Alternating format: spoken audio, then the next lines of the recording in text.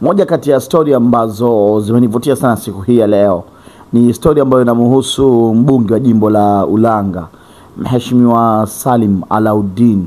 Nafahamu jimbo la Ulanga takriban miezi kadhaa ilitokea mvua kubwa sana kule Ulanga, na kuna baadhi ya makazi ya watu waliweza kuathiriwa.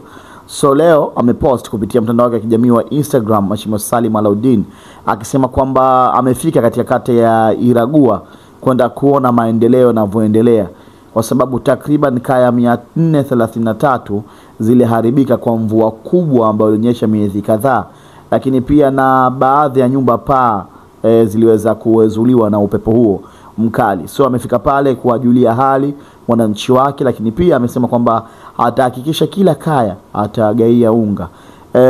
Hiyo sio story sana, kwa sababu imekuwa ndio mwenendo wa maisha yake Mheshimiwa Salim Alauddin, kuwa karibu na wananchi wake wa jimbo la Ulanga. Lakini pia tumekuwa tukiona hata kuna muda akiwa hayupo bungeni, basi utamkuta jimboni kwake Ulanga akishiriki shughuli mbalimbali na wananchi wa jimbo la Ulanga.